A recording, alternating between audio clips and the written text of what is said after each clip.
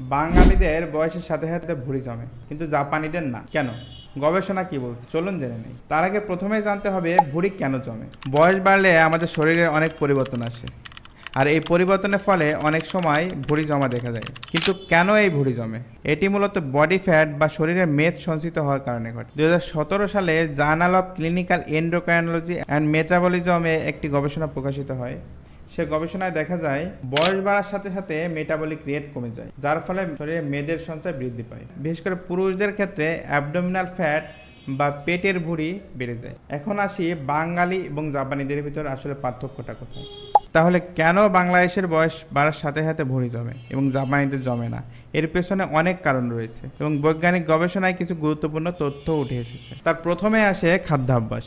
বাংলাদেশিদের খাদ্যাভ্যাসে ভাত, তেল এবং মশলা জাতীয় খাবারের প্রচলন বেশি, যা শরীরে অতিরিক্ত ক্যালোরি এবং মেদ জমতে সহায়তা করে। অন্যদিকে জাপানিদের খাদ্যাভ্যাসে অনেকটাই কম ক্যালোরি এবং স্বাস্থ্যসম্মত খাবার থাকে, যেমন ধরুন মাছ, শাকসবজি এবং সয়াবিন বেশি খাওয়া হয়। Asia Pacific journal of clinical nutrition 2015 সালে একটা গবেষণা প্রকাশ করে, যেখানে বলা হয় জাপানিরা কম পরিমাণে তেল ও চিনি খেয়ে শারীরিক স্বাস্থ্যের উন্নতি করে থাকে, যা তাদের ভুঁড়ি জমার ঝুঁকি কমায়। দুইয়ে যেটা আসে যে সেটা হলো জীবনযাপন এবং শারীরিক কার্যক্রম। জাপানিরা শারীরিকভাবে সক্রিয় থাকতে পছন্দ করেন, বিশেষ করে তাদের সংস্কৃতিতে হাঁটা ও সাইকেল চালানো একটি সাধারণ অভ্যাস।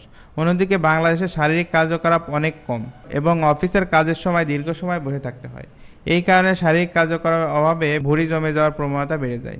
বিএমসি পাবলিক হেলথ 2016 সালে একটা গবেষণা করে, সেখানে দেখা যায় শারীরিকভাবে সক্রিয় জীবনযাপন এবং সঠিক খাদ্যাভ্যাস মেদ জমা প্রতিরোধে সহায়তা করে। এছাড়া অন্য কিছু কারণ রয়েছে, যেমন জেনেটিক প্রভাব আছে। জেনেটিক বংশগত কারণে অনেকে পেটে ফ্যাট জমতে পারে। এছাড়া আছে স্ট্রেসের কারণে শরীরের কর্টিসনের হরমোনটা বেড়ে যায়।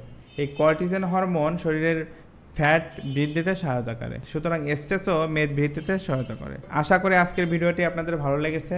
আরও যদি এমন তথ্য জানতে চান তবে আমাদের কমেন্টে জানাতে পারেন। ভিডিওটি যদি ভালো লেগে থাকে তবে লাইক, কমেন্ট, সাবস্ক্রাইব করে পাশে থাকবেন এবং ভিডিওটি প্রিয়জনের সাথে শেয়ার করতে ভিডিওটি শেয়ার করে রাখতে পারেন। ধন্যবাদ।